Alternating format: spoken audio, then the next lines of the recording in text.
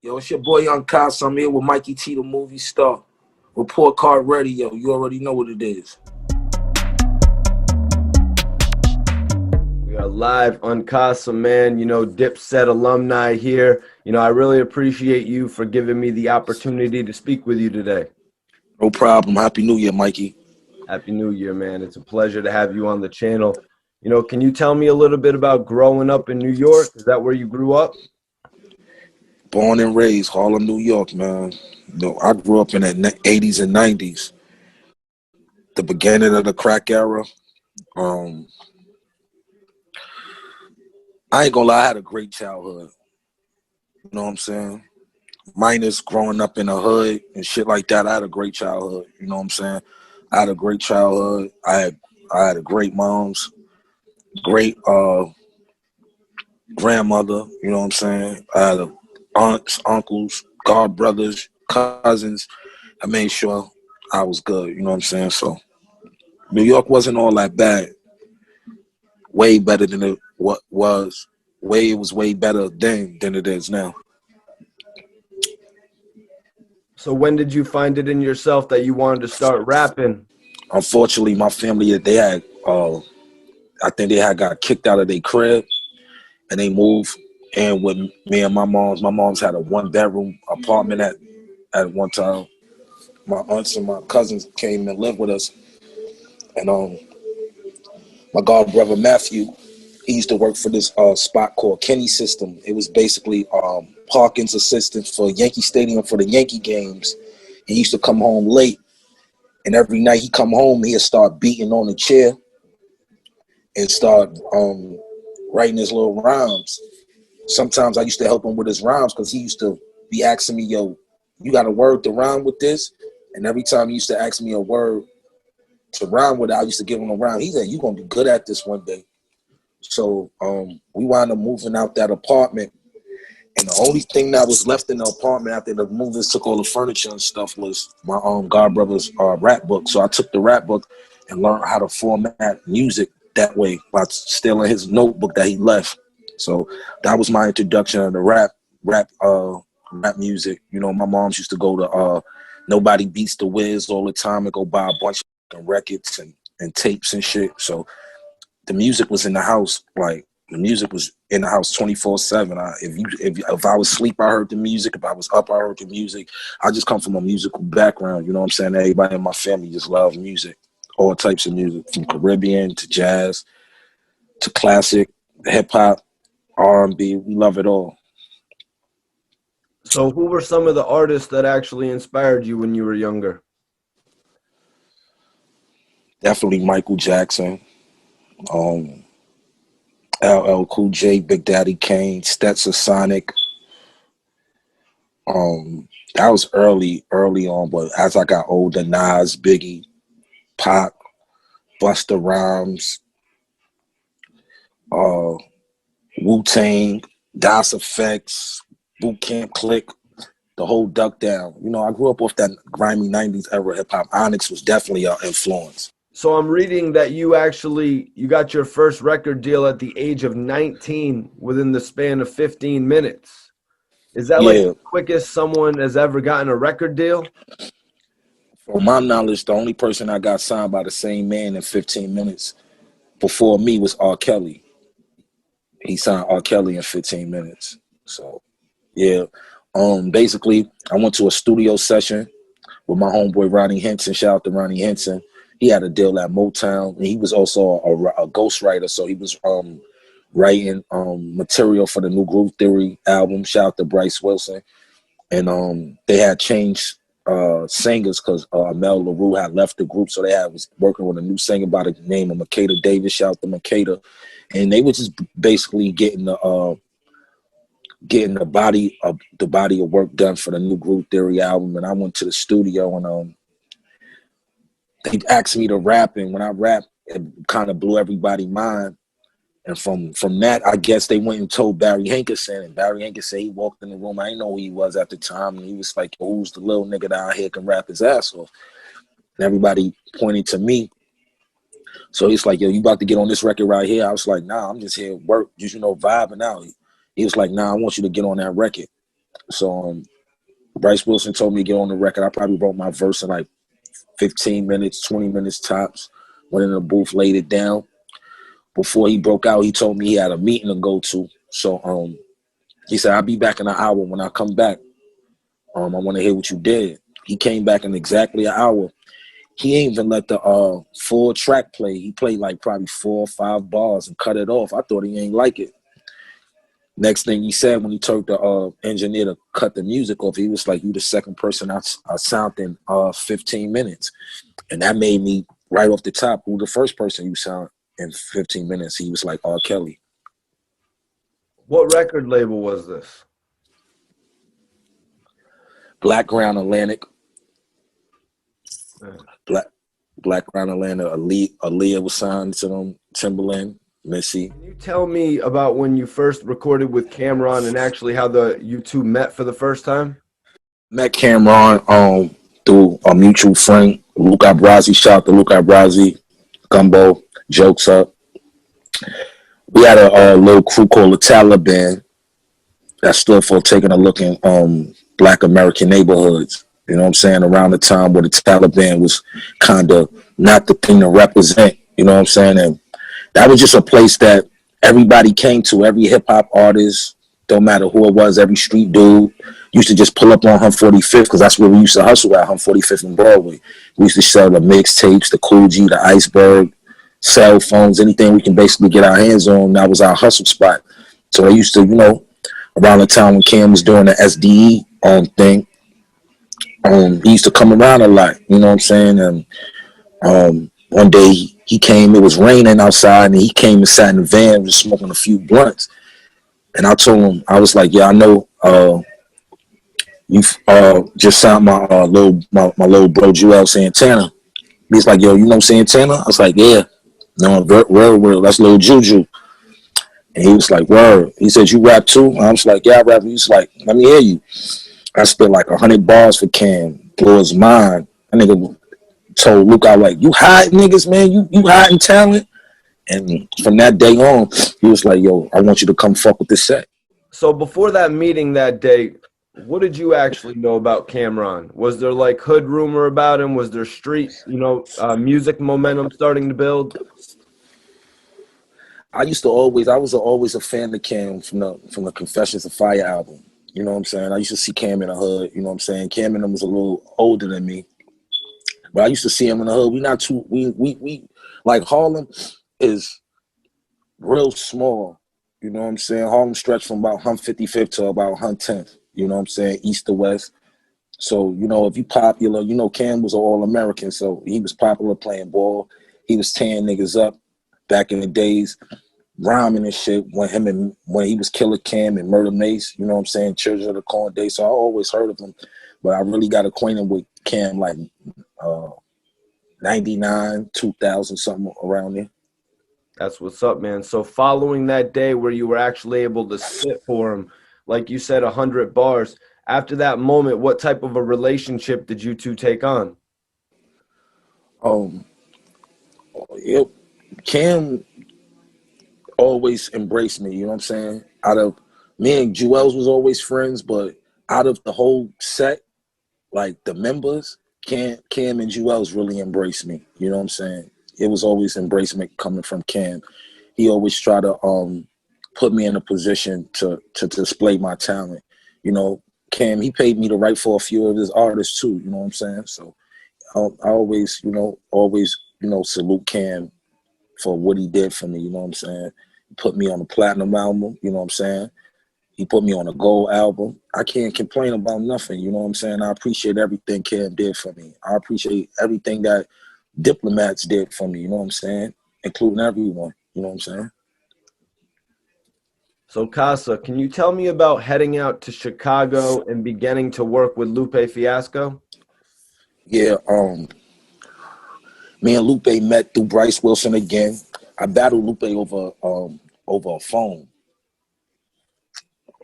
over a speakerphone, and the battle got like crazy intense over the phone. So he was like, "Yo, we're gonna come to New York in a few months. We're gonna continue this." Actually, the day of the first annual BET Awards, Because I remember watching that with him when Jay came out with the bucket and they did 8 to the Izzo and all that. That's the day we battled. Me and Lupe battled for like 2 hours. I got real cool with him. You know what I'm saying? We stayed, acquainted.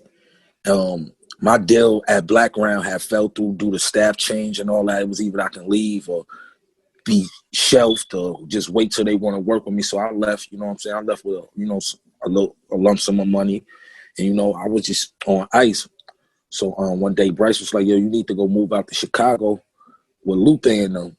They got a whole label situation. Chili fuck with you. You need to go out there, free Chili. Shout out to everybody that was down with First and 15. Chili, Lupe, Dan Ryan, my man Bugs. He worked with Kanye right now. He did a lot of ghost producing for Kanye.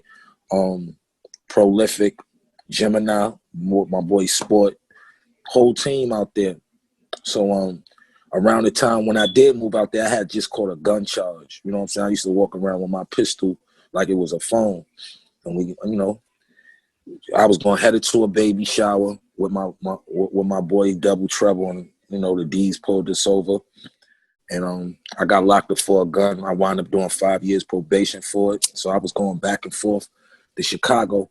When I came back from Chicago, when I left Chicago to come to New York for my sentencing, the crib that I lived in Chicago had got raided.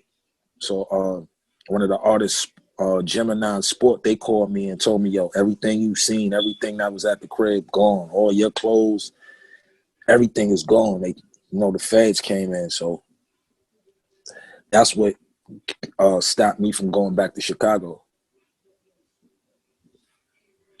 So I wanted to ask you, man, what do you think about the way that the Chicago hip-hop scene has changed from, Common and Kanye West to Chief Keef and Little Durk, of course, rest in peace to King Von? Everything gotta evolve, man. Gotta evolve. You know what I'm saying? The music is like that because that's the upbringing they're around. They're around a bunch of violence. That's what they're gonna talk about. It's just like with anybody, Mikey T. If you're around a bunch of lacrosse players all day and you rap, you're gonna have some songs about lacrosse. If you're around drug dealers and gangbangers, this music is gonna be about that. If you're in the church, your music is gonna be about that. People don't understand your music is gonna reflect your environment. So whatever your environment is, that's mainly with the music. It's a lot of drilling going on. You know what that is in Chicago. So they making the theme music for that. Is it negative? I can't say it's negative. Is it positive? I can't say it's positive. It's just good music. You know what I'm saying? You know what I'm saying? I wish they would, I don't want nobody to be censored or nothing and people, speak their reality. You know what I'm saying? But there's a lot of dope artists. I respect the drill scene. I got a lot of ties out in Chicago. I love Chicago. Chicago's like a second home to me. And just for the record, I have never played lacrosse for everybody watching. But yeah, man, that's definitely good perspective, man. It's just crazy to see what happened to King Von. Obviously, the whole internet was taken back by that. That shit fucked me up. I'm sure you might touch on it on your series on your YouTube channel in the future. Yeah, I'm definitely. It's gonna be a violence and hip hop episode coming up real soon. That's gonna be the next episode and shit. I'm gonna get real deep and and try to drop some gems on the younger guys out there that look up to guys like me and other rappers and stuff like that. Try to put their mind in a different perspective, give them a different perspective so they can kind of understand where they from and where they headed. You know what I'm saying? Just try to give them a different perspective. That's what Unkasa True Hip Hop Stories is about. It's just telling, the good, the bad, and the ugly of the music business. You know what I'm saying? Because a lot of people think this shit is peaches and cream, and it's far from that. Well, I'm going to attach a link to Unkasa's YouTube channel. It's definitely going out there crazy right now. Unkasa True Hip Hop Stories is definitely going off, man. I got to applaud you on that. So everyone watching, look in the description, and y'all can tap in with Unkasa's channel. But so from there, man. So when you were in Chicago, when did you get that call from Cameron to actually come back to New York, or was that what it was? Now, this is what happened. Before I moved to Chicago, I did the Diplomat intro. I was in the studio session. They was recording the Diplomat album. I remember I was in a booth and, you know, Dame walked in and, you know, a couple of the pop and hip hop artists. So I was kind of nervous, you know what I'm saying? So I was fucking up my line. So Cam was like, yo, get the fuck out the booth and get your shit together.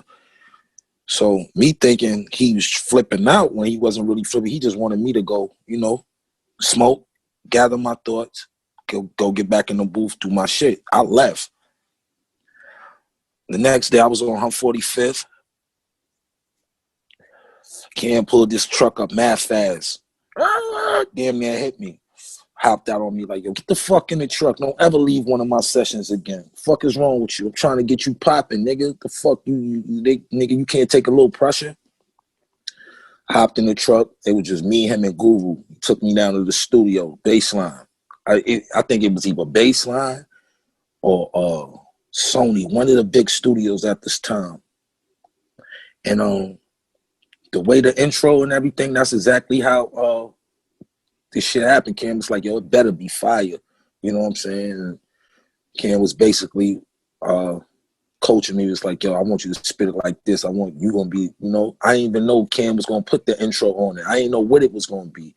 You know what I'm saying? I didn't think I was gonna make the cut because, you know, a lot of people that was around the set that rhyme didn't make the cut. You know, JR Ryder, he didn't make the cut of the first album and stuff like that. And that was kind of like it started like a little animosity between me and him, you know what I'm saying? But that's my brother, you know what I'm saying? And me and him just recently had a talk around, like, just before the quarantine. We had a long talk, and we was just kidding. He told me how much he looked up to me back then and how much I motivated him. He like, yo, if you never knew, you motivated me to, you know, do what I was doing. I was like, yo, I appreciate that. And I did that, like I said, I did that before I left.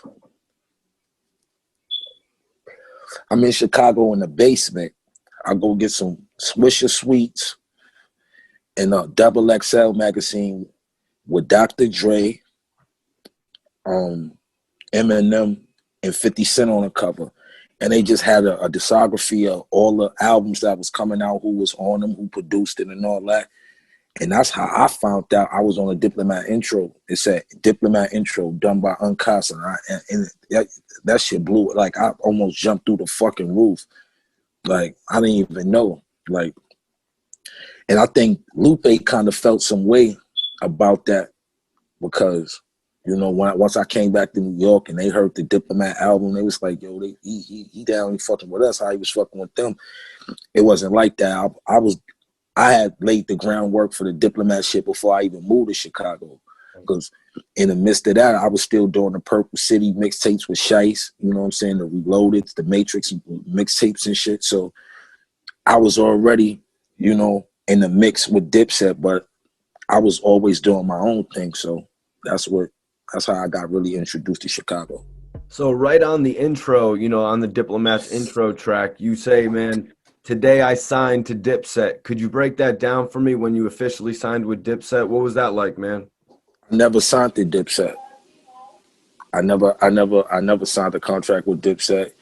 It was supposed to go through the just fuck shit. It ain't go down. You know what I'm saying? I never got to sign with Dipset. I wound up structuring and help founding Purple City. You know what I'm saying? Me, Ag, and Chase is the founders of Purple City, the record label. Purple City was already in the play with Chase with his street shit, but Purple City, the record label, was me, Aguilar, and Chase Bub. So we had laid the groundwork with that. We went and got our own deal. Right, and we're going to tap in on that in just a second. So I want to talk about the Diplomatic Immunity album, the intro to the album with Cameron. The record was actually produced by none other than Kanye West, man. Can you tell me a little bit about that record? Yeah, like I said, and the beat that y'all heard on the Diplomat album is really not the original beat that he did. He had to redo the beat because of the sample clearance. So Kanye was always around Rockefeller, you know what I'm saying, for a minute. And, you know, people used to laugh at him, call him a nerd. You should think he was weird and shit. And niggas like Cam and me and others fucked with Kanye because he had dope beats, and I knew he rhymed. Like I knew Kanye from back in the days when I was running with All Out. I was running with two guys, but that was that had a group called the Teamsters. Shout out to D Gritty and P Bugsy, and they were signed to Mace. So I used to run, you know, that was my crew from the streets and shit, my niggas I went to school with. So when they got a deal, they pulled me in. So, you know, Kanye was around Ghost producing for like D-Dot Angeletti back then. You know, he did the You Made Me beat on the Harlem World album. So I've been fucking with Kanye for a minute. You know what I'm saying? Last time I seen Kanye was probably 10 years ago, maybe longer than that, probably like 06. I was living in Syracuse with my man Taj Mahal, and Kanye was doing a concert out there, and he was at the Spaghetti Warehouse restaurant, and I pulled up on one of my guys, off duty, white kid, white producer. Shout out to G off duty from Syracuse, New York. He was like, yo, my girl works at the Spaghetti Warehouse. She said, Kanye over there. You said, you know Kanye, right? So it was really like trying to see if I was stunting. So when I went up there, I walked up to the table, Kanye went crazy. You know what I'm saying? It was like, yo, here's my dog. You know what I'm saying? It was just like a validation that I really know him and shit like that. But Kanye always been cool. I think I brung in like the 2000, it was either 2002 or 2003 New Year's with Kanye in Chicago. He was actually DJing for his homegirl, Deandra, on the south side of Chicago. And my homeboy, Bug, took me to the house party for the New Year. So I brought in the New Year with Kanye before and all that. This was right around the time when he just got the Rockefeller chain and shit. You know what I'm saying? He was so proud of that moment. You know what I'm saying? He was holding the shit up in the party. You know what I'm saying? He was just like, Kanye, a good person, man. You know, a lot of people don't understand Kanye. Kanye, you know, really was going through his mental breakdown after his mom's. And, you know, I have close family members and friends that lost their moms, and you don't be the same. You know what I'm saying? You really don't understand until you lose your moms. You ain't gonna understand what he went through mentally. You know what I'm saying? Being rich, losing your moms, you know, people doubting you, getting older, having kids, status change, music change. You know, people don't really understand what we go through as artists to stay hot. They don't really know what it is. Me, I stay relevant through doing music, acting, fashion. You know what I'm saying? Because I always knew it would get to a point where I wouldn't be so hot in the music business, and I ain't want to just fade out in music. So when music wasn't working for me, I jumped into fashion. Like I got my own clothing line on right now, Cranberry and Vodka. This is the little Calvin and Hobbes collection. You know what I'm saying? So, you know, I basically, take cartoons and, you know, music and stuff that inspired me as a young guy coming up, and I just put it in my clothing. You know what I'm saying? That's what Cranberry and Vodka is really the definition of, from taking something hard and taking something that's American, all American, like Mickey Mouse. Like my first piece was a hoodie called the Mick Papa hoodie, which I took Mickey Mouse and Biggie and I combined them, and I call it Mick Papa. Got the Cool G to Jesus piece on. So it was just basically merging good old all American stuff like Mickey Mouse, and some is, you know, uncut raw as Biggie, and putting it together. So, you know, I've been up and running for about since 2015, February 5th, 2015. Major. So I got a good six years in this shit. You know what I'm saying? And you know, I got the web series, The Brooklyn Way, which I star in. Shout out to Got Murder and the whole cast over there. You know what I'm saying? I'm just working, man. I'm a father now, so a lot of things is totally different from the Unkasa that y'all seen on the Smack DVDs and the Diplomats. I'm older. I'm 41 now, so I'm definitely more seasoned. I just dropped a new project, Vanilla Sky 3. Go get that. You can cop it from me through my Cash App, or you can go to Tidal and or Apple Music and all the streaming platforms and stream it. But if you want to support me, you can buy it straight through my Cash App, which is $XORIBEAR Zoribet, which is my daughter's pet name. The EP is $20 if you want to copy. Like I said, if that's just to support me. If you don't, you can go stream it on streaming platforms. But that's basically what I got going on right now. I got a Bear Oil coming out, Vanilla Sky collaboration with my cousin David. His mom's just passed. Shout out to my aunt Laura Ann. God bless her soul. My uncle Joe Lewis. They passed like 3 days apart. My uncle was killed in a hit and run in Atlanta. And my aunt, she was so heartbroken. Like, she just laid next to her son one night and just and passed away. You know what I'm saying? So I was all around just before the Thanksgiving and Christmas holiday came in. So I dedicated and named tracks from the EP. Like the intro track is called Joe Lewis, which is my uncle, and the last track on the EP is called Laura Ann, which is my aunt Ann. So I kind of put it in the structure of how it happened. Like, he passed and then she passed. So he began the tape and she ended the tape. So that was like a little secret concept within the little project. I'm gonna drop again in March. You know what I'm saying? It's gonna be this project gonna be a little more melodic, more catering to what's going on now today. Just to just to give a different flavor from what Unkasa usually be doing. You know what I'm saying? But that's what I got going on right now, Mikey. Just working. Did you ever get to have a relationship with Stack Bundles? Yeah, me and Stack Bundles had a great relationship. Let me tell you some shit. When Stacks moved back from Chicago to New York, I took Stacks' room. And me and Stacks both was signed at First and 15, but at different times. I don't really think he really could adapt to the going back and forth to Chicago. The only reason I ain't go back to Chicago is because shit got raided and I had a gun charge. You know what I'm saying? They was willing to pay for my lawyers and all that. Like, I ain't never want for nothing when I was with First and 15. And me and Stacks, we met on the streets. First time I met Stack Bundles, I met Stacks on 145th in front of BJ Sneaker Store. And he was asking me about who had Purple Haze weed. I think he wanted like 4 ounces of weed, 4 or 5 ounces of weed. And at that time, I called one of my peoples to get him some bud. You know what I'm saying? That's how I met Stack. And then he was like, yo, Lupe was telling me about you. You spit that shit and all that. I was like, nah, you hard and all that. You know what I'm saying? We have a great respect for each other. Stacks, I probably recorded one of the last songs with Stacks. Like that next week Stacks was dead. He had came to the studio and he played some music. Chinx paid him for a feature and we was just chopping it up. And he was just like telling us what he was going through and shit.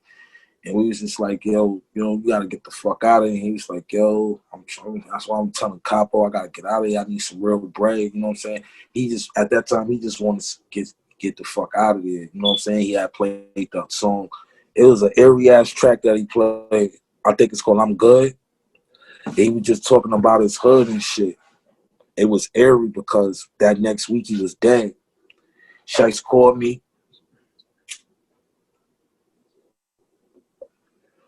I remember it like it was yesterday because at the time, my mom's had all white furniture.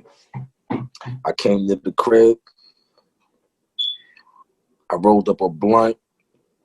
I was just about to watch In Too Deep. It was on like Showtime or Cinemax or something like that. It was like 4 a.m. Chinx called me. I muted the TV. And I sat like on the edge of the couch. He was like, yo, what you doing? And I was like, yo, I'm about to roll up, watch a movie and all that. He was like, you rolled up? I was like, yeah. He said, yo, take 3 pulls, because, you know, Shice, he a funny nigga. You know, me and Shice, we ain't speaking right now, but that's always going to be my big bro. I love that nigga to death. But he was like, yo, tell me, he said, light it up and tell me when you take 3 pulls. So I lit the blunt up. So I was like, he said, you took 3 pulls? I was like, yeah. He said, take another 3 pulls. I was like, yo, Shice, what you on, man? It's 4 in the morning. He was like, yo, man, niggas kill stack bundles tonight, just like that. And I was like, yo, get the fuck out of here. I'm like, what? He's like, yeah, stack bundles laying right in this project stairwell right now. I'm like, what the fuck happened? He was like, yo, I don't know. I just hung up. We talked for like 45 minutes and I hung up the phone. Stacks was a hell of a good nigga, man. I can remember that last studio session like it was yesterday. We was at my man Dan the Man studio, Pro Studios and shit, downtown on 30th Street. And Stack came and fucked with us, you know what I'm saying, did the little feature and shit and chopped it up. You know what I'm saying? Rest in peace, Stack Bundles. Those my peoples. Chinx, God bless his soul. So, yo, Unkasa, man, I want to ask you about linking up with Shice Bubs in Purple City. Could you break that down for me? Yeah. Shice was basically young dude in the hood coming up. He really, he's like the blueprint of, what the cannabis game is turning into now. But he's been doing it for 20 years before it was legal. And, you know what I'm saying? Street guy. I basically just wanted some good weed. And that's how we connected. You know what I'm saying? He when I met him, he was like, y'all always know about you. You know, niggas was always talking about this kid with glasses that rap. Like, I had a different name back then. Baby Gangster, the bookkeeper back then. Gangsta Lou had named me that for Mob Style, so that's the name I was going through. So I was, battling niggas, and I had my name in the hood for rapping for at least 30 years. You know what I'm saying? Young, 13, 14, 15, tearing niggas the fuck up. You know what I'm saying? So we already, he had a name for getting money, I had a name for rapping, hustling. And we connected like that at first through some weed shit. Then, like I said, Cam and Juelz, Juelz really got me connected to Shice. Because he used to be like, yo, that nigga got the fire buzz, go check that nigga. So once I met him, we had a conversation and, things led to successful mixtapes and albums and shit like that. I remember Shice and Luch did a mixtape called Taliban versus Purple City, and it was basically all the artists that Shice had on his roster, and Taliban was just me, JR, Hell Rel, guys of that nature, A-Mafia. So we were putting out the mixtapes. We got a buzz on that. Around the time we was gonna drop Taliban versus Purple City Part 2, the bully and the hustler, Luca Brasi got incarcerated for like a year or so. So as Luca was incarcerated, me and Shice, began to kick it every day and build a barn. So he was like, yo, man, we might as well do this label shit and, get this shit popping. So we basically weeded out all the niggas that wasn't going to fit in the criteria with what was Shice's vision at this time. And, gathered a bunch of artists. A lot of people didn't survive the roster, but, Purple City was tearing the mixtapes scene up. You know what I'm saying? I was connected with a lot of different entities too. The Senate, shout out to Taj Mahal, the Diplomat stint was like gold. Like, you can put the Diplomat logo on something and that shit was gonna sell. You know what I'm saying? Anything that was affiliated, and that's what the labels was going on too. You know what I'm saying? That's how we got the deal with Baby Grand, with Chuck Wilson. Because they wanted, if you couldn't get Cam or, Juelz or Jim, you wanted anything that was closer to them. And what was hot at the time was Purple City. So that's basically how shit was going back then, Mikey. You know what I'm saying?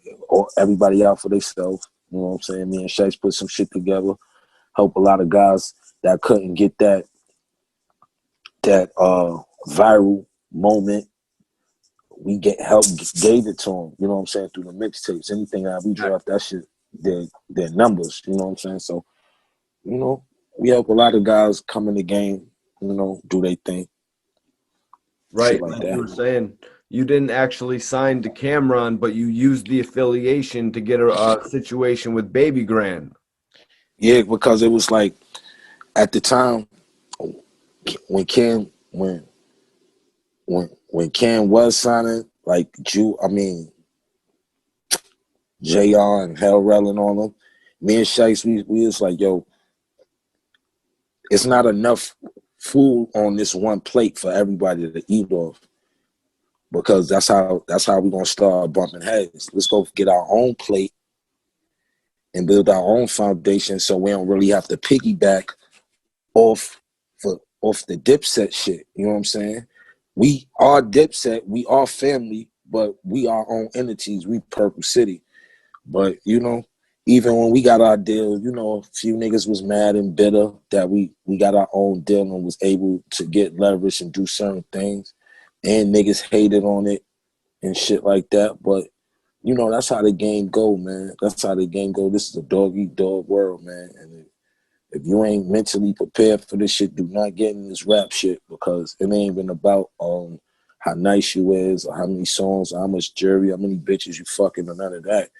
This shit is the numbers game nowadays, you know what I'm saying? That's why, you know, you see so many artists come and go, you know what I'm saying? They don't stick around because, you know, these labels that these niggas are signing to, you know, they just looking for the hit. And once you can't make no hits no more, you know, you good as garbage. So they throw you to the side. But that's why I try to tell the artists, evolve with the times, you know what I'm saying? Try to always put your twist on anything that's coming out or whatever the new wave, you know. Everything is a wave, so, you know, evolve with the wave. Not saying to attach yourself or do things that other people are doing, but just kind of evolve into what the game is, you know what I'm saying? And that's where a lot of people don't know how to evolve into the hip-hop game now. It's totally different from when I came in, you know what I'm saying? I've seen this shit, like I said, I'm 41, so I've seen a few generations and a few different eras of this hip-hop shit. These young kids, they definitely getting more money than we did, you know what I'm saying? They saying a bunch of money quick, too, you know what I'm saying? That's what's driving them so crazy, because you go from hustling or probably robbing and stealing to get money to you got $2, $3, $4 million to play with, you know what I'm saying? And you don't have no guidance. You ain't got really no OGs around you to guide you in the right way. So that's just a road of destruction. That's what's going to happen. What the fuck? This is what I tell a lot of people, what the fuck you going to expect for these young kids if there's no guidance around them and it's all this money? Because you'll have a 42-year-old man calling an 18, 19-year-old kid big homie or big bro just because of the leverage and the money he had. You know what I'm saying? Like, I can be a young nigga that got more money than you, and you looking at me like the big homie because you can't do it. And it ain't supposed to be like that. We supposed to have OGs around these guys that's getting all this money to guide them in the right way and tell them and show them the mistakes they did so they don't have to do it. That's what I always do. I've ghostwritten for people. I have my own artists. The reason why they don't work, they don't want to listen.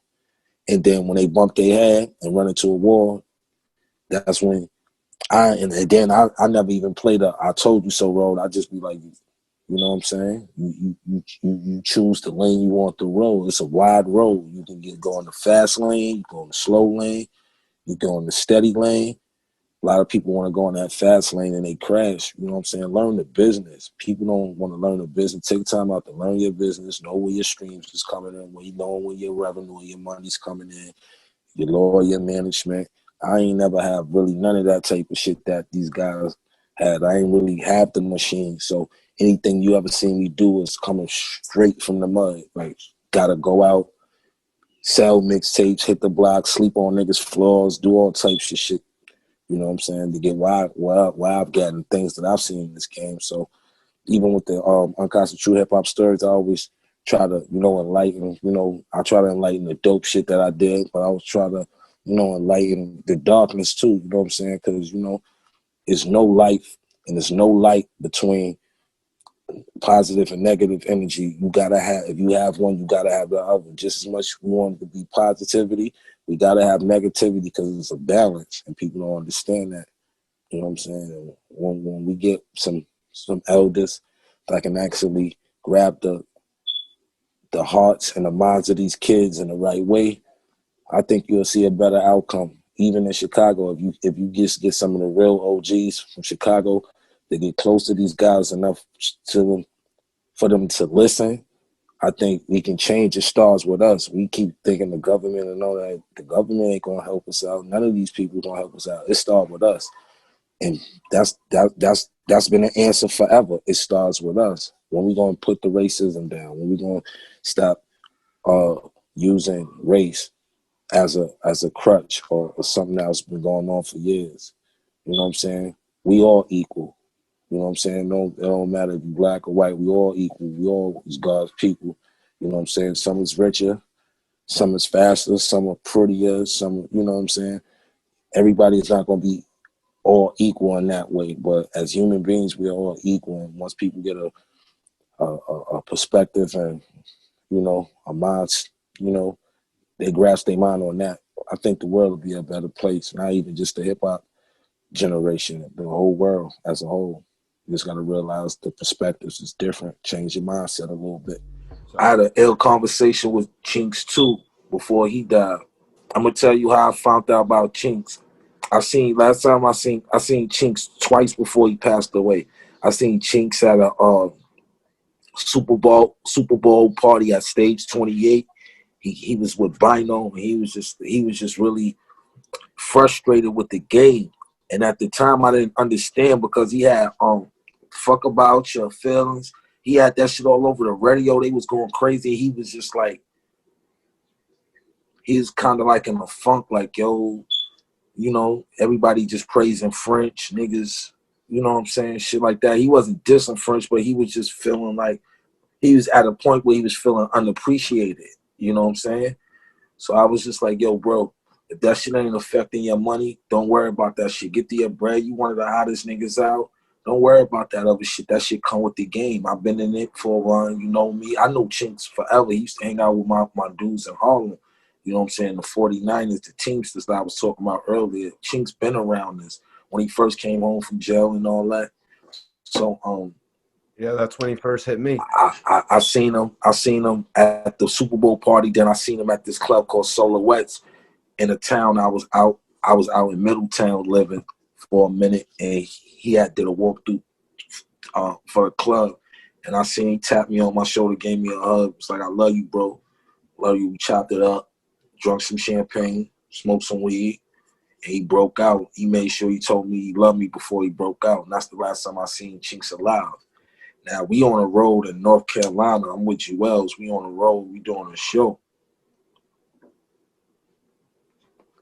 Me, Black Dawn, shout out to Black Dawn, and Fleet Guard. He incarcerated right now. Free Fleet Guard. We sitting in a diner. Like, everybody went back to the hotel. We went to like a diner or to like a Waffle House or some shit. And it was just a picture of a Paul shot the fuck up. I was like, damn, whoever got hit up, and that shit died, right? Like 6 minutes after that, I get a phone call. Juelz was like, yo, where y'all at? We like at the diner getting some food. I'm like, you want some? He was like, nah. He was like, yo, niggas killed Chinx. Niggas shot him up. I was like, oh shit, that's who Car that was? He was like, word, you seen that shit? I was like, yo, we ain't even know who the fuck Car that was. That's how I found out about Chinx. Word up. So Juelz actually hit you and told you about Chinx. Yeah, because we was on the road and we was at a restaurant. Like I said, everybody after this show, they went back to the hotel. We was hungry, so we went to go get some food. And we got the call from Juelz, and we went back. It was just quiet. We just started listening to mad Chinx music. Like, yo, damn, on the way back, because we was all in the Sprinter. You know what I'm saying? And we was just like, that's fucked up. The guy that was with him, shout out to Yemen. My boy Ak with the Glock that was in a car with him. I went to go see him in the hospital when he got shot up. And at the time, Coke Boys and Dipset wasn't even fucking with each other. Me and Zeke went to go see him because when I came, he said, yo, Zeke just came to see me. He said, yo, Frenchie, nobody came to see me. He said, y'all, that's crazy how Dipset niggas came to see me and Frenchie ain't come see me. That's what Yemen told us. Word. I remember that shit like it was yesterday. He had tubes all in him, holes all in his stomach and shit. He was just in a bed. I went to go see him because I've been fucking with Yemen for years. You know what I'm saying? He got a few stores in my neighborhood. You know what I'm saying? So he used to run around in his little Benz and shit that was wrapped like a Gucci. It had like the red and green stripe on it. We used to call him Gucci Ak and all that. So I went to go see him in the hospital all the way in Queens. And to this day, he always, you know, showed me love because of that. You know what I'm saying? So. Do you have any music that you're working on? I know you told me you had the Vanilla Sky 3 project that I just dropped. Yeah, I just dropped Vanilla Sky 3 on Christmas Day. Go get it. Like I said, you can go stream it.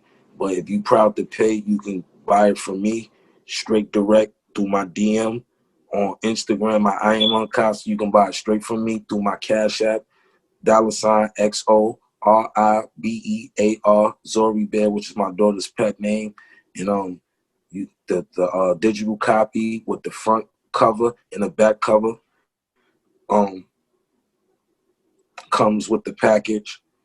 It's also a $100 bundle. You can buy the digital copy with the merchandise, which is a Vanilla Sky commemorative hoodie of the release of the new project. So, like I said, you can go stream it on Apple Music and Spotify and Tidal. But if you want to support me and what I got going on, you can go buy it digitally for $20 through my Cash App. $XORIBEAR. That's Zori Bear. And hit me at Cranberry and Vodka, KRANBERRYNVODKA. Cranberry and Vodka with a K.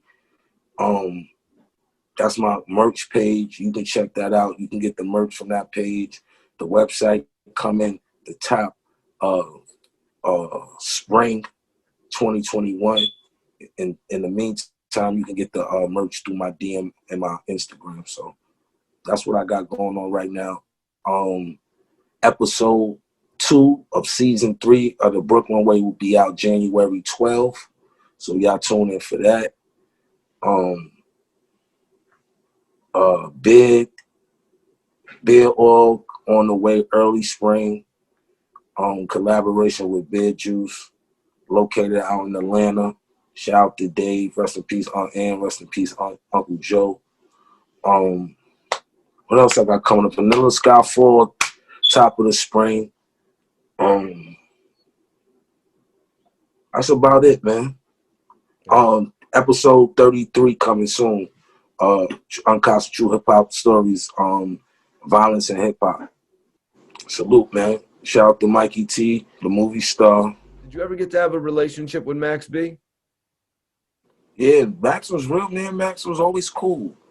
Me and Max never had no problem. Like, Max was cool as, like, when I met Max, talented, he just came home from doing that 8 years or whatever. And he was just a cool dude. He used to be in the studio with me and Juelz, and I just remember, and like, I didn't even know when Max got locked up. I just heard about it. I didn't know what happened with him and Jim. One day I asked Jim, like, yo, what's up with Max? He was like, man, fuck Max. He ungrateful, some shit like that, and brushed me off, like. And I was just like, damn, what happened? Like, I didn't know. And then, as time went on, you start hearing why he was mad and why.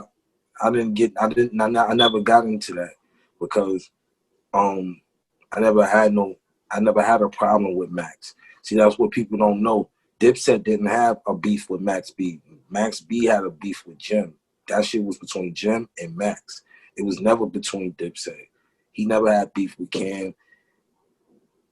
But we all crew, so if you beefing with one, you really beefing with all. So that's when stuff started to trickle down. Like I said on my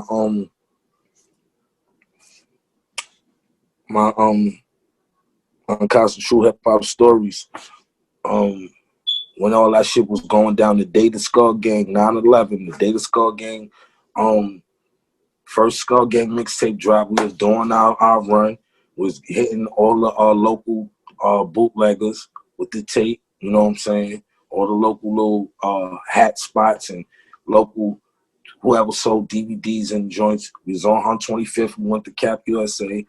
Max was in the store looking at leather jackets. I forgot that everybody was outside the town. Somehow niggas got with that Max was in the store, and it could have ended up bad, but Els wasn't that type of person to abuse his power. If he was, it would have been kind of a fucked up situation for Max, but due to the fact that Els didn't abuse his power and had that respect from the niggas that was around him to like, yo, leave that shit alone. You know what I'm saying? When Juelz came in the store, Slow, Black Dawn, you know, all the no nonsense niggas that was around the set at the time came in the store. Juelz told everybody stand to the side. You know what I'm saying? He asked Max, did he have a problem with him? Max said, nah, when did we ever have a problem? Els told him, like, yo, don't do that because you on this DVD saying this and that. If it's not a problem, let it be. But if it's some smoke, let it be. And man, you can handle this right now. I'll make everybody get out the store. I'll make niggas like the store, and me and you can get rocking. Max was like, yo, I don't got no problem with you, Els. We continue on with our business, giving out CDs, dropping off CDs. We went to Queens, the Coliseum after that. Everything was good with him and Els after that. You know, we had cameraman with it. Els got the footage of that day, the whole day, even when, you know, we ran into Max. Els never put that footage out. You can just tell by his character, like, that wasn't his demeanor.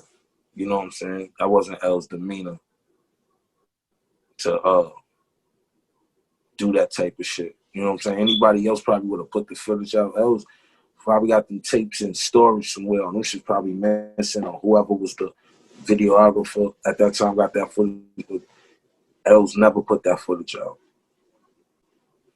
Yeah, man, you were speaking on it a little bit earlier. Earlier in the interview, you said you had a relationship with Juelz Santana when he was young. What could you tell me about the album that never came out with Juelz and Lil Wayne, man? Did you ever get to see Juelz and Lil Wayne interact? I was there for every moment of that recording process of that album. This is how the album was recorded. Him and Els might have did a few songs together in the same studio. Pretty much that whole project was coming through emails. No lie. Els would do a song, he'd do a verse and a hook, send it to Wayne. No longer than 25 minutes to a half an hour, Wayne would have that shit sent back in the email. We'd listen to it, go crazy. Els would send his verse back. Another 35 minutes go past. Wayne then sent his verse back already. I'm talking about, yo, he did a song for Skull Gang on the day he went platinum. The day he found out he went platinum in a week, he sent 2 songs back for Skull Gang that never came out. The same day, we was like congratulating. He wasn't even hyped or none of that. He was just like, yo, keep working it up. Yeah, I sent that to the thing, big right, black. Sent that shit to the joint. Check it out. Tell me what y'all like. That's how Wayne was. Like, that's how that recording process, that shit was like remarkable, because it was just like, it was getting to the point where we couldn't, once niggas was going, running to the email every 5 minutes, like, yo, did Wayne send the shit yet? Did Wayne send it? You know what I'm saying? So. Yeah, man, that's crazy. You know, I really think that was supposed to be Juelz's third album, I would say. Third album, right? Now it wasn't gonna be like the third album. It was just gonna be like a collaboration. You know what I'm saying? I think it should have been the third I album. think the reason that album ain't going, it wasn't because of the artist or Wayne or Els. I think it was just I don't think they could figure out the business of it. You know, what it was gonna be distributed through and stuff like that. You know what I'm saying? But they got a whole new album together now. I ain't hear none of it. I might have heard some snippets before Els went in, before he got incarcerated, but they got a whole new album that they supposed to put out together. So, Unkasa, let me ask you, what did you think when Jim Jones and French Montana put aside their issues? That was a good thing for hip hop. That was a good thing because so much money was lost because of that. Because of our beefs, we wasn't able to link and do music and work with people that we really wanted to work with. We fucked with G Unit. You know what I'm saying? Slow was really the gap, to bridge that gap between Queens and Harlem early '09. He was the reason, he was the guy. He's responsible for the Benz Bentley Beamer song. He's responsible for that. He put Juelz and Banks together for the Beamer Benz and Bentley song.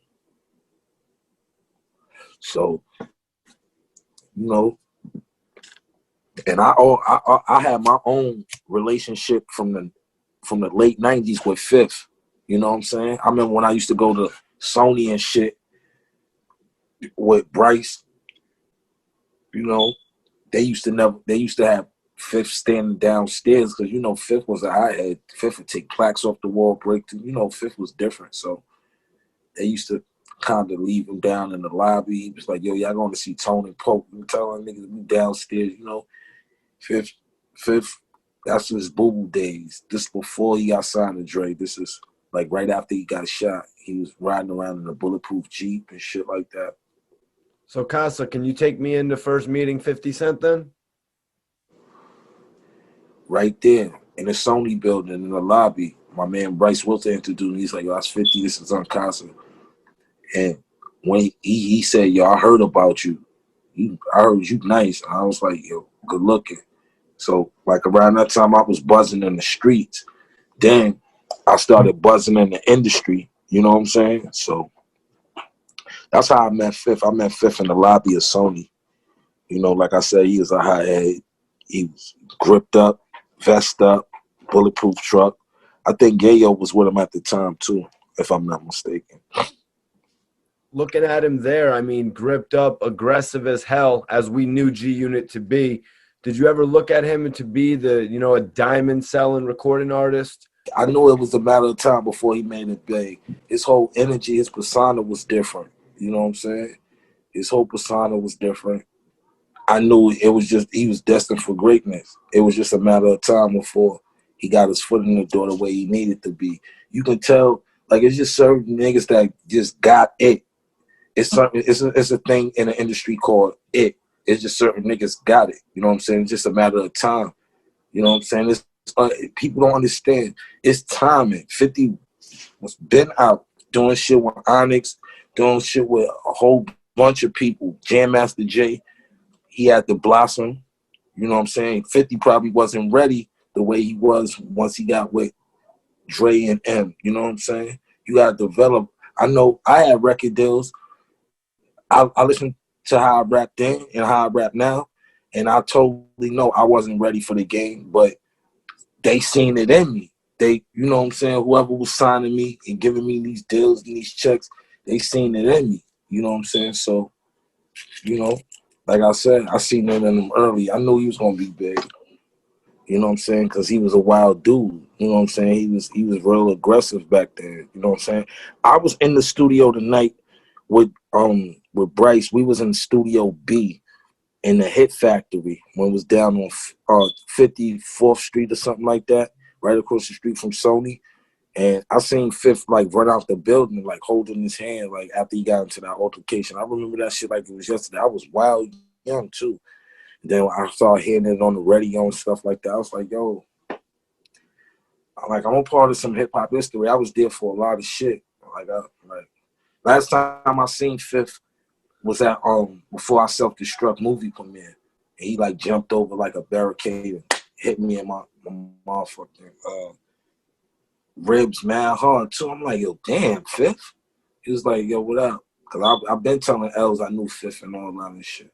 So In the last few years, there's been a few tragedies in New York hip hop, man. I want to ask, why is it such a common occurrence for artists from New York like Pop Smoke, Chinx Drugs?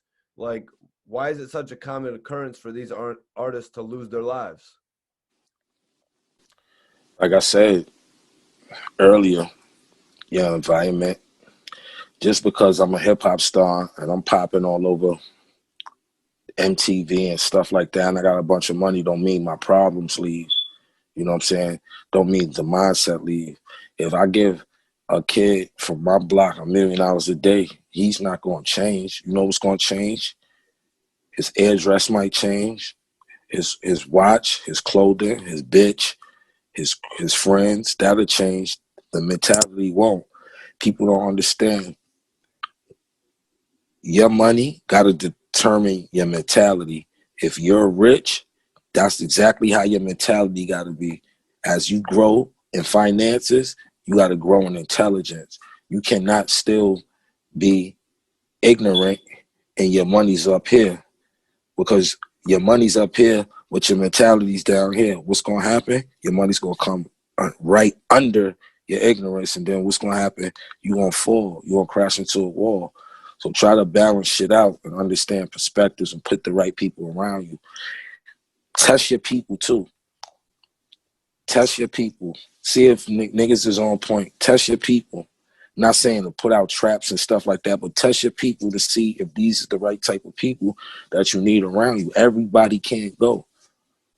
You cannot dance to every tune. You know what I'm saying? It might be a favorite song. Sometimes you might have to sit out and just watch and observe the party and what's going on around your atmosphere and just surround us. You know what I'm saying? I've been through the illest shit. You know what I'm saying? Robberies, home invasions. I've been through some ill shit just because a person might think you got more than what you got and don't know what you're doing. And it looks from a person that has nothing, and for me to have a little bit of something makes I say this. Some people nowadays look at your success as they failure. So just as much as I can be successful, it's a person out there that's taking my success and taking it like making it seem like I think I'm better. No, it's you think I'm better. If you would just observe and do the research to whatever you trying to accomplish in life, you'll be successful at it too. But people will sit there and be mad about your car, and your crib, and your chain, and your watch, and don't know what you went through to obtain these type of things. All this shit, man, this shit don't mean nothing. This is a brand new piece I bought because I felt like I deserve to treat myself. I deserve to live the way I need to want to be. But I'm more laid back now. You know what I'm saying? I'm more observant. I'm more mindful of my surroundings. You know what I'm saying? So I'm not going to go stand on a block to prove that I'm tough. So you know, sometimes people put themselves out there to satisfy other people's egos. Like I don't have to come to my neighborhood and stand on a block with a bunch of jewelry to prove that I'm tough. You know what I'm saying? That shit makes you dumb. You know what I'm saying? You're gonna put yourself out there with a $20,000-$30,000 chain with people that can't even buy Chinese food or a bag of weed. What you think gonna happen? If people will start to understand these things that's going on out here, these kids will be better off. It's like this. For instance, say you got wild animals. Say you got a field of wild animals, right? And you the feast. It's just like You walking down a neighborhood with a bunch of jewelry and money on, and you flaunting, right? To you, and that's just like you wearing a suit that's made of steak, and that's a bunch of wild animals. They're gonna attack you. You get what I'm saying? It's nature. It's mandatory. They're gonna attack you to survive. But if you put a little cap on your shit and move the way you need to move, just on to be safe, that's what you need to do. Fuck what the other man think. I don't give a fuck about what the hood think, because at the end of the day, the hood is not gonna bury you. The hood is not gonna give your moms no money. The hood is not gonna give your moms no money for the lawyer if you commit a crime or none of that. I've never had an entourage. You know what I'm saying? Because I know what type of energy that brings. For them to feel a certain way and of empowerment, I would have to actually get into an altercation so they can solve it. If I get into an altercation and I got a bunch of niggas around me, shit fall on me, because we might not always be in the winner's corner. We might be on the losing streak, and not only losing far as a fight or altercation. Somebody might lose their life. Somebody might go to prison for a long time. So me, I'm not gonna put myself in a situation to where I feel like I gotta go out with 30 people. You can ask some of the top promoters in the clubs when I was doing my club runs and my mixtape release parties. I would go show up to the club dolo. Nobody guards, all my jewelry off. It's a certain energy you give off. You know what I'm saying? But when you come in the club with 30, 40, you know, you got guys that's from your hood. They go into the club to get in the altercation because that's the environments they're in. So I never mixed my business with my street shit. You know what I'm saying? I let my street niggas know, if you want to be around this music shit, this is what type of time you got to be on. You got to be on music time. We not on street time. If you want to be on street time, you stay on the block. I don't want to do that no more. And then when you feel like you don't want to do that no more, this is the place for you. But until then, go do you. You know what I'm saying? A lot of guys can't do that because once they get the money, they feel like they're in power, and they want people around them all day. The yes men, the people there, to stroke your egos, to make you feel like you that nigga, when the whole time you're not looking out for none of them. They just there for the champagne and pictures. And then when they go home to their girlfriends and you've been on tour with a nigga that's popping and you come home with nothing, your girl looking at you crazy. What the fuck you been doing on the road? You been gone 2-3 weeks. You ain't come here with a dime, but you with so-and-so, because these niggas got a fucked up perspective. You ain't going, when you around a rapper or someone that, find a position for you. Don't even wait for them to put you in a position to eat. Find something that you can benefit off that's going to help them as well as you. If you know producers, get them beats. If you know party promoters, get them gigs. Bring some money to the table, so with or without him, you always got something that's going on. You know what I'm saying? And that's what I tell them. Make sure you're a asset, not a liability. A lot of niggas around you be liabilities, because as soon as something happens, you got to lawyer fees, bail, funeral homes, all type money to the family. I don't got no time for no shit like that. So I never put myself in a situation where I need no entourage. You know? So to my knowledge, your issues with Gully TV started over him not being able to make money with you anymore. Am I wrong? Nah. I want to correct that too. Because it seemed like he had hit you like, why would I hit you up if we can't get money together no more? Right? Nah, right. What happened was, he's basically saying like, yo, as long as we been cool, we ain't really make no big substantial amount of money together. Me, yo, relationships is can do more for me than money can ever do.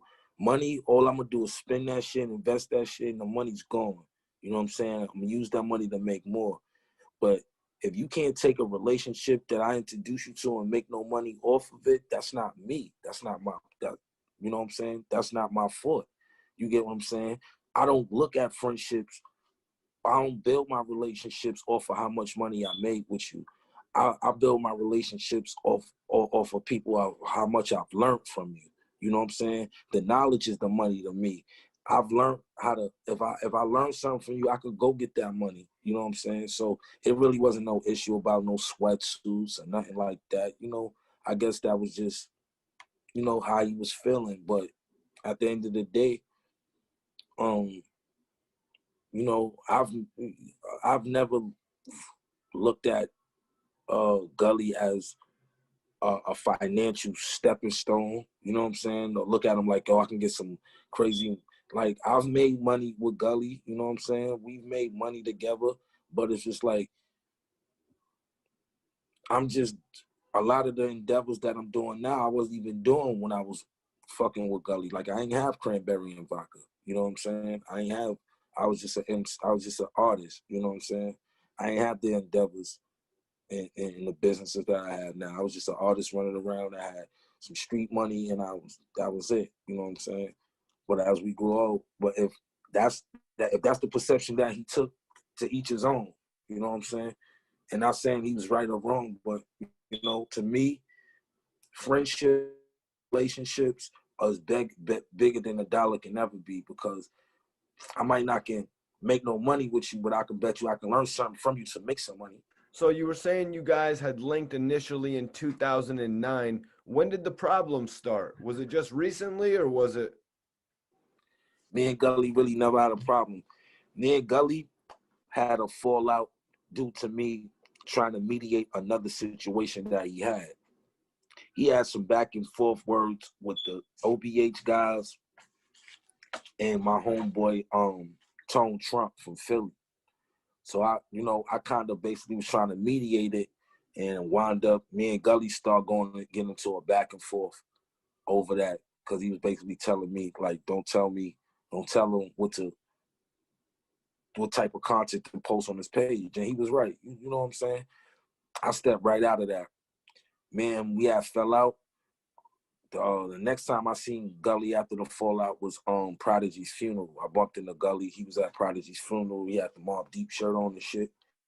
Queensbridge shirt on, rather, Queensbridge housing t-shirt. And that's how, you know, we just chopped it up, smoked a blunt, chopped it up, took a pic. It wasn't really nothing. It was never no beef with Gully. Like Gully, after Gully left Miami, Gully never went back home. Gully stayed with my brother, Skibo Debo, for at least 2 months. At least. At his crib. He didn't leave. You know what I'm saying?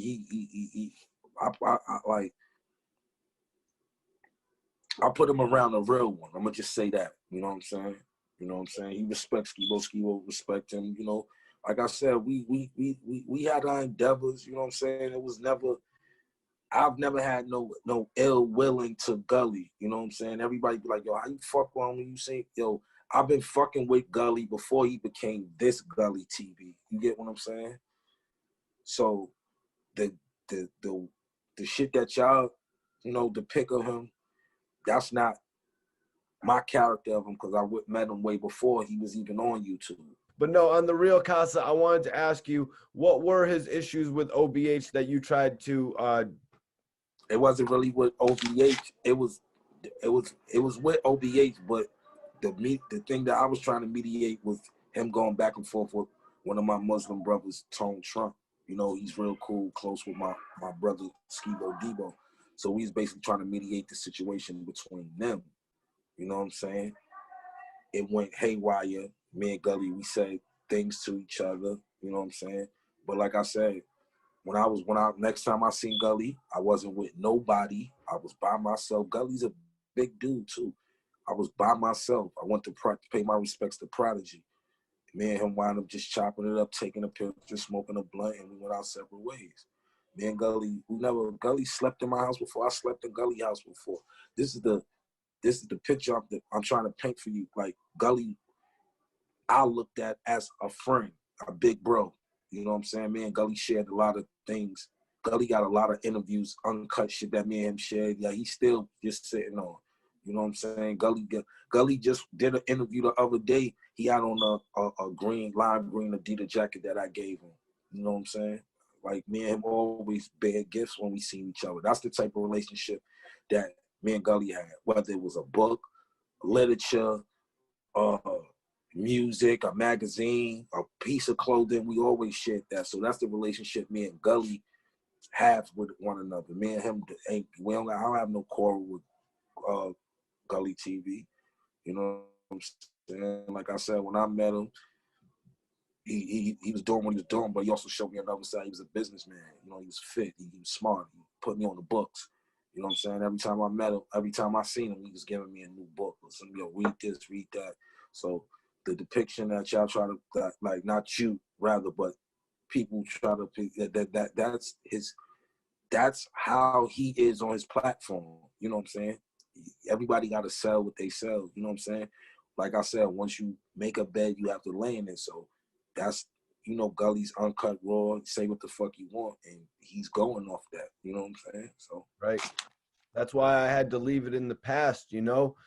But Gully really exposed himself in that whole situation, Casa, because Gully TV put up a video basically trying to oust me from OBH, you know what I mean, which I'm not a part of, you know what I mean? I've always branded myself as Mikey T, the movie star, never as a part of a label or anything like that.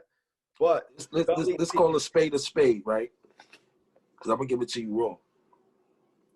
You, Mikey T, the movie star, right? You get a lot of backlash just because you white. Yeah, it's crazy. You know, right? And we're going to call a spade. You get a lot of backlash because people feel like you're a culture vulture. You trying to exploit black culture, but you're really no different from what anybody else is doing. But you just a Caucasian man that is into hip hop and into the internet and into, you know, hip hop culture. You know what I'm saying? So you get a lot of slack from that. But if you, like, what if you was a guy that like did like academic at first, never showed his face? You know what I'm saying? What if you was a black guy? You wouldn't be still getting the same slack. You might be getting some negative. You know, everybody gets it, but you wouldn't be getting what you getting if you had a different skin tone. And that's what people say. And that's the cycle I want to break. It was just like, yo, bro, I've met people that's Caucasian that knew more about hip hop and our culture than some black folks. You get what I'm saying? So it's not really the creed or the color. I just think it's just ignorant people, you know what I'm saying? And they quick to judge what they don't understand. You know what I'm saying? Keep doing your thing, you know what I'm saying? Like I said, I see when you do your controversial thing, you know, controversial shows, but it just, like I said, it's just like once y'all figure out how to really, you know, just still be able to come across the way I want to come across, but put a little 10 on it, I think it'll be better because you're a journalist. You don't need to rub people too much in the wrong way because you want to be out and about with your family too, bro. You know what I'm saying? And you might rub the wrong person that's not from the same walk of life. I don't know what your background is, but 9 times out of 10, the guys that you might rub the wrong way is not from your walk of life.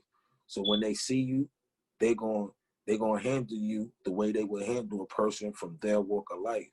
You know what I'm saying? You might be from a walk of life. You have a beef with a person. You might say something. You see him. You might want to talk it out or explain.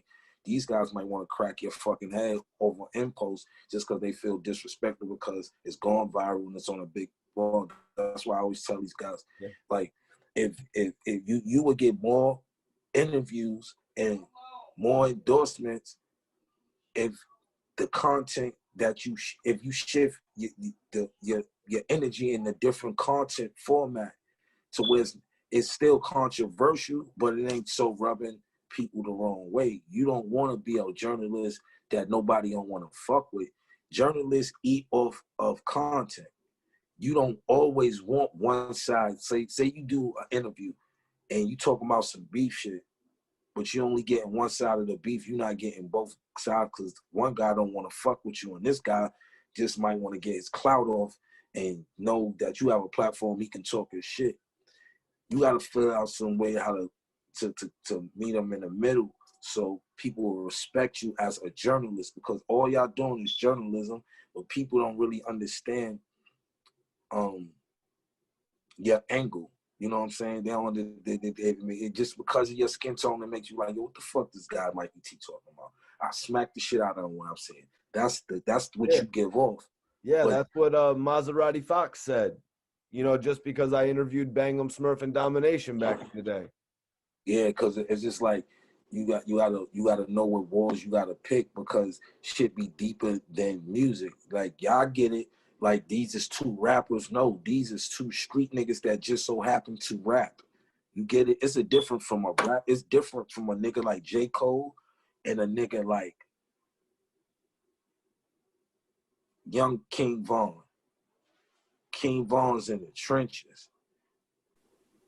J. Cole ain't in no trenches. He might have came up hard and went through shit that you go through, normal teenager being fucked up broke.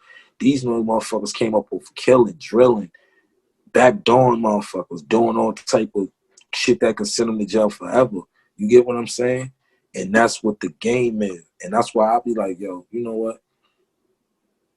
I learned from the Flip interview, because I went up there and, you know, some of my peoples took certain things that I said out of content. I ain't really say nothing that I feel that the public ain't know anyway. You know what I'm saying? I was just enlightening from my perspective. But then when you start touching on issues that's touching the other motherfuckers, it don't matter what you said about it. You said something. You get what I'm saying? And it might be, they might not feel like you're validated to speak on such issues. You know what I'm saying? So like I tell all journalists, try to, you know, choose your words and your stories you want to cover wisely, because it might not be hip hop shit. It might be hip hop artists and it's some real street shit. You get what I'm saying? Everybody's not going to end like Jeezy and Gucci, be able to somebody to be in that type of a beef and then do one of their songs together. Everything don't end like that. You know what I'm saying? It can end bad. So, Casa, I wanted to ask you, did you ever get the chance to meet Casanova?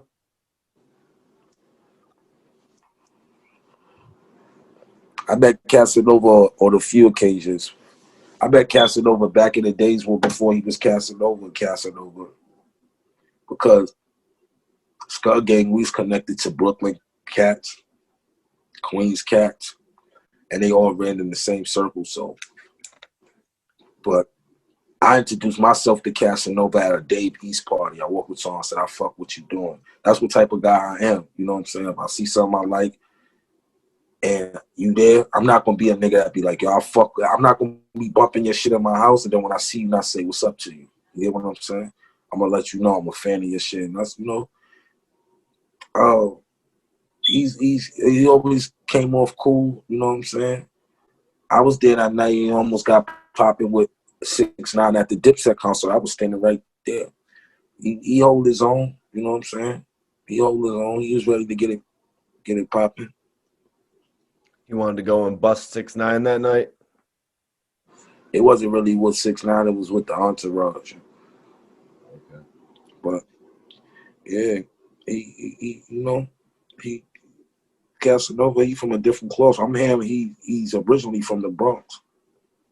They moved to Brooklyn because I got some people from the Bronx that told me that Casanova from out there. I don't know how true it is, but that's what I heard.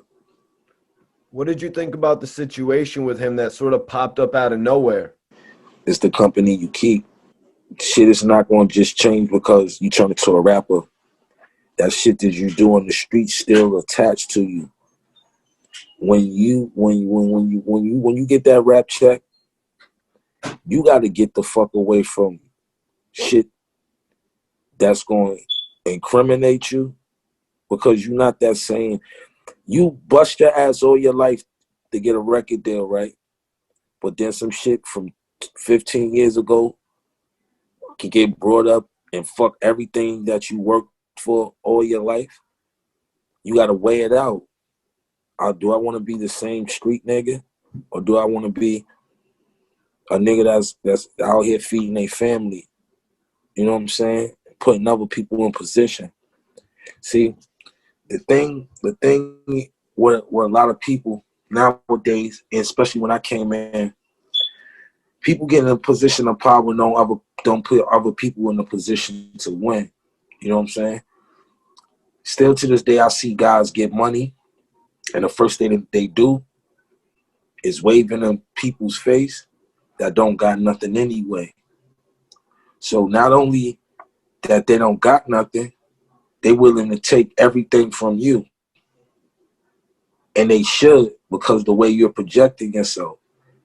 You know what I'm saying? If you putting yourself out there in the way, don't be mad if somebody come book you or somebody come rob you because you bragging, you boasting, you doing this certain thing. Stand on that shit you talking. It's plenty of rappers that don't go through the shit Casanova, 6ix9ine, and none of the Dipset. There's plenty of rappers that don't go through none of that shit. You don't hear Kanye going through that shit. What you hear? Kanye ranting, bugging the fuck out, his wife.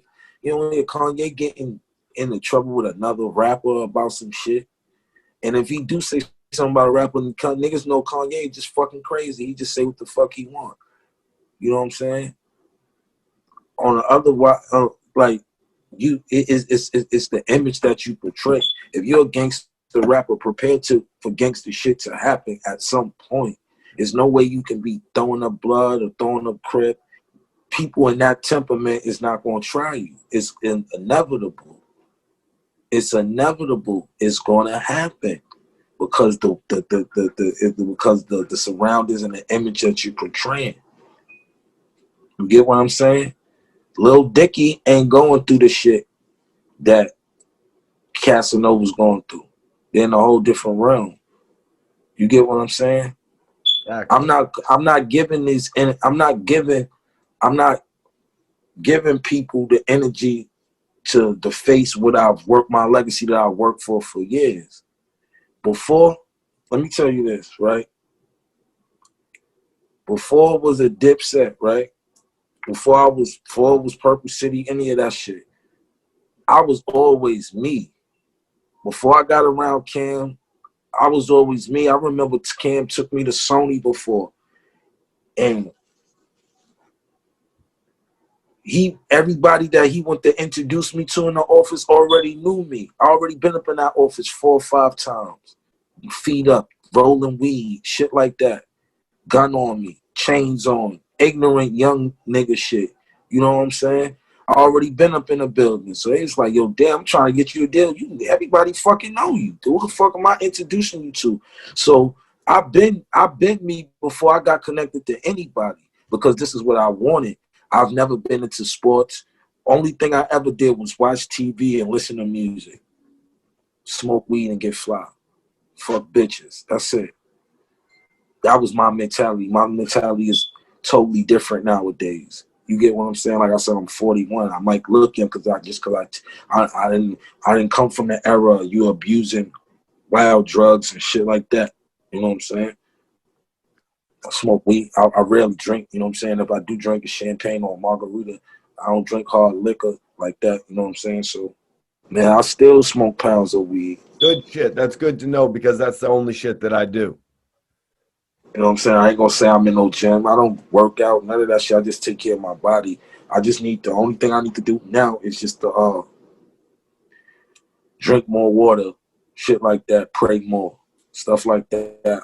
Everything else is just it comes with the game.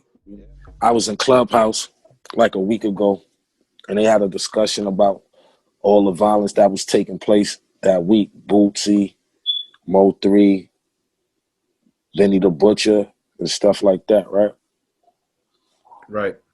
So I try to nowadays, as being a public figure, you kind of gotta watch what you say and how you say it. You know what I'm saying? So I'm nowadays I'm kind of mindful of what I say and how I say it. So when I do say something, I want you to, the way I said it, I want you to receive it in that way. You know what I'm saying? So somebody asked me, like, how you feel about the Benny Butcher? I said, yo, it's unfortunate because once we make it, we feel obligated to always be us. You know what I'm saying? It was like, it's just like, I'm from the dirt. I'm from Buffalo, New York. I bust my ass to get here, right? I'm looking at it from Benny's perspective, right? I bust my ass to get here. I should be able to wear my chain and my watch wherever I fucking want. I earned this shit. It's my trophy. You know what I'm saying? It's a code of respect. You know what I'm saying? But then you gotta look in the perspective like this. I'm just going to Walmart. What the fuck I even need all this shit on for? Just my face is enough recognition if I'm tripping on being recognized. You know what I'm saying? Not saying that's the perspective that Benny was on, but it's just like, it's a time and a place for everything. I'm not going to go to a Walmart with a bunch of jewelry on. I'm not going to pull up in no, I'm going to pull up in something very discreet. If I'm a superstar, I'm trying to be as low as possible in Walmart and shit like that. You know what I'm saying? Because you're going to incite riots and just, your day will be, you know, you just trying to go in, get some underwear, some teas, maybe some food, and be low and get in and get out of there. I don't want no attention on me. You know what I'm saying? But that's why I say a lot of us that's getting this money now, we got to just put our minds in different perspective and know what type of surroundings I am. Anytime I've ever went out of town, from Atlanta to Miami to Houston, anywhere I went in this planet, LA, I've always touched down with the niggas that's running those streets. You got to be connected with people in the streets. Not saying to be a pussy or be a punk or you got to check in, because that's the perception. A lot of people, oh, I'm not checking in with nobody. It's not about checking in. It's about connecting with people to make sure you're safe. You know what I'm saying? It's some guys that use that checking in stuff for friendly extortion, but it's also guys that just want you to check them when you in a backyard, like you should. I don't want to be caught naked. I want to be as comfortable as possible when I'm in foreign territory. You know what I'm saying? Foreign territory to me is where you're not from. So as hip-hop artists, we got to learn how to conduct ourselves in these environments. Sometimes we got to keep the jury in a bag and just, you know what I'm saying, just be plain Jane for a day. You know what I'm saying? It ain't, and sometimes it's not cause for the theatrics. You know what I'm saying? If you just going to get something to eat or going to get something from Walmart, that's what you'll tend to be. But to each his own. Like I said, I don't want nobody to take this some way, because he deserved to wear what the fuck he want to wear. You know what I'm saying? But like I said, we just got to be mindful in the surroundings that we are, and we got to learn how to start conducting ourselves in certain ways, just for survival tactics. You know what I'm saying? Ain't always got to be on defense. You know what I'm saying? And major salute to Benny the Butcher. Keep on pushing. Dope message. Shout out to the whole Griselda, Benny, Conway, West Side. Yep. I love them dudes, because I know they struggle. I've definitely been out on the streets and in them traps of Buffalo, and I know they, like, Buffalo got to be probably one of the most poverty-stricken cities in America. You know what I'm saying? And I definitely understand their pain and their background and where they from. So, salute to Benny and get well, bro. You know what I'm saying? Live your life the way you fucking want. You know what I'm saying? You deserve every fucking thing you got. But just be a little bit mindful of the vultures and the animals that's out there that's just waiting to attack us just for being us. You know what I'm saying? Some people is not even happy with themselves. You know what I'm saying? And they miserable people. So they don't want to see you happy or enjoy yourself or reap the fruits of your labor. You know what I'm saying? So just be mindful that there's assholes out here. Just kind of conduct yourself in different ways. Getting too much money, just still think like a ghetto nigga. Sorry for my phrase, but they'll understand it when they hear this shit. I just want to ask you about Bobby Shmurda and Rowdy Rebel facing like such harsh realities. You know, Dipset was obviously just as big or obviously bigger of a group than GS9. Like, how did you guys avoid all of these associations? Once niggas got record deals, niggas hung that street shit up. You know what I'm saying? We had street dudes around us, but for as us getting our hands dirty and doing some shit that's gonna send us away forever, we wasn't doing that shit. Like I said, niggas is on defense just because of who we are. We ain't looking for no trouble. You crack your fucking head, you get out of line. Anybody that's from the street, that's the mentality. But I always tell the guys, like, you might not happen overnight, but you got to gradually change your life once you start getting this rap money. You know what I'm saying? And that's how we basically stayed the fuck. You know, Dipset is infamous and connected to a lot of negative shit too, as the media would say. But for the most part, it could have been a lot worse if we still had those mentalities that we were still street niggas. Once we signed them record deals and shit, we wasn't street niggas. We was recording artists. We was investments to the record labels and stuff like that. So that's how you got to think. You know what I'm saying? I know everybody's independent now, but back then, you know, the record labels, they was responsible for you. You know what I'm saying? They was the ones that's putting up the big bonds and so it was depending on how much you was worth, how much of an asset you was. If you was a liability and you was getting a bunch of shit, they was definitely cutting you loose like this. Get that nigga the fuck out of here. He ain't selling no records anyway. Get him out of here. He costing us too much money. But if you're a nigga that's doing 10, 20 million and all that crazy, stupid numbers and all that, they'll put up their deal with you because they know you're an asset. They know you can bring money to them. You know what I'm saying? They're going to protect their investment. That's just with any smart businessman. You know what I'm saying? Shout out to Rebel. Welcome home, man. You can see that he still need adjusting. You know what I'm saying?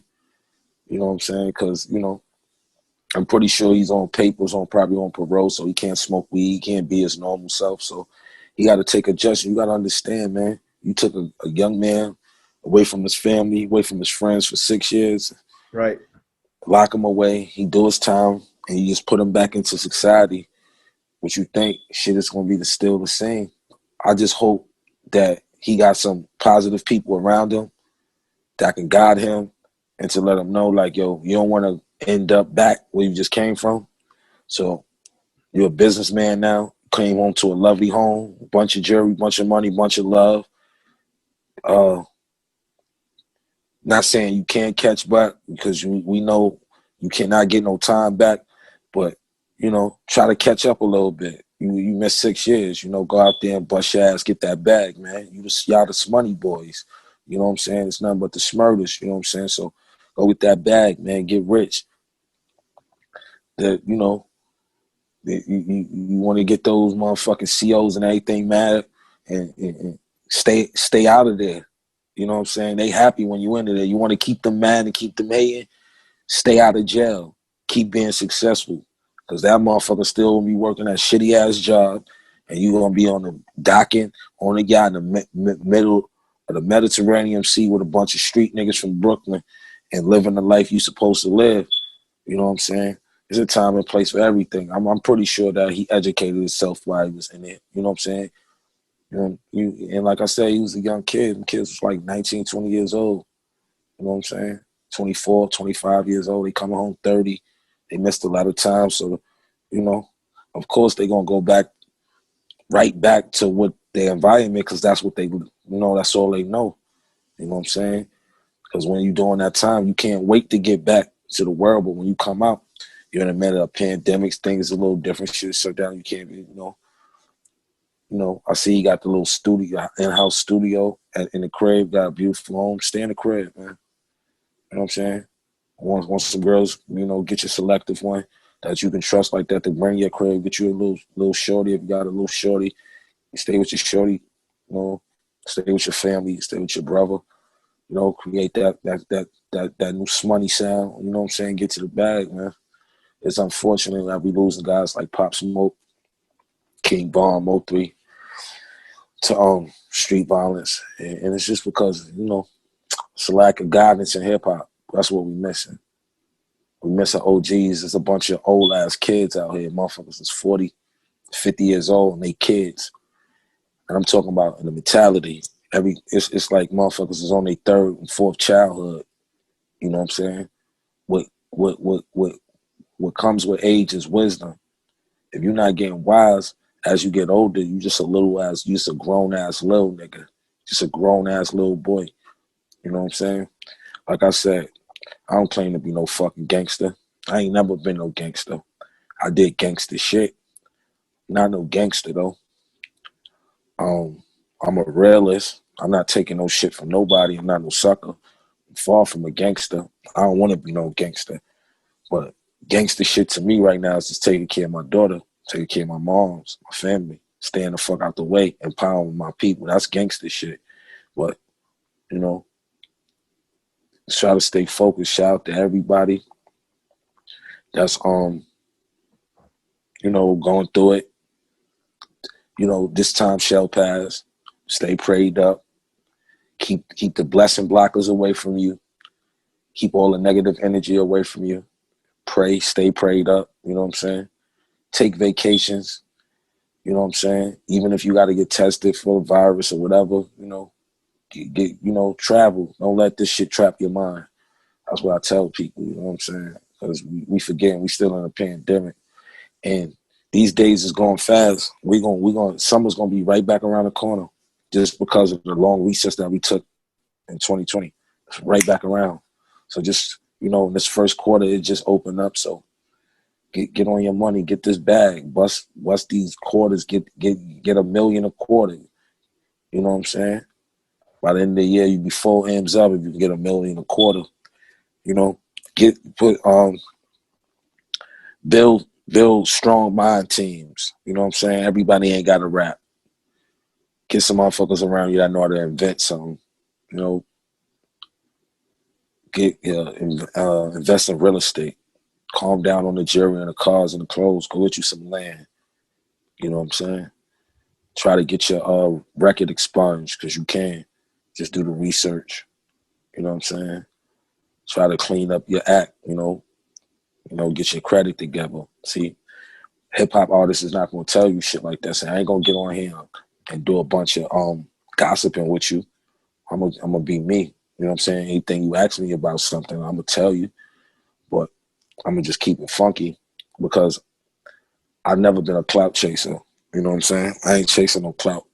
I know once everybody see this and see the caption and all that, people's gonna go through it because they just gonna think of a bunch of negative shit. Like, we can't sit here, two human beings, and have an intellectual conversation about hip hop, about life, about other artists, without rubbing people the wrong way. You know what I'm saying? So, like I said, a bunch of people is like, don't fuck with Mikey T, this, that, and the third, this, that, and man. Listen, y'all get up here and say what y'all want on Mikey T. I get up on here and say what I want with Mikey T. You know what I'm saying? We're going to get a good understanding of what type of person I am. You know what I'm saying? I'm not no clout chaser. I ain't here to downplay nobody, but you ask me something, I'm definitely going to answer to my best of my ability. I'll stay as politically correct as possible, but, a lot of people just get up on your platform and just jump out the window and then they blame you. Nah, you the media person, you the journalist. You know what I'm saying? You're supposed to ask these questions. It's up to me if I want to answer them or not. You know what I'm saying? But people that, they use this, to get their clout or whatever. But like I said, I'm enjoying this interview. You know what I'm saying? This is definitely gonna be a different perspective, of a Mikey T interview. You know what I'm saying? People is gonna Definitely, it's definitely a great interview. I'm gonna agree with you there.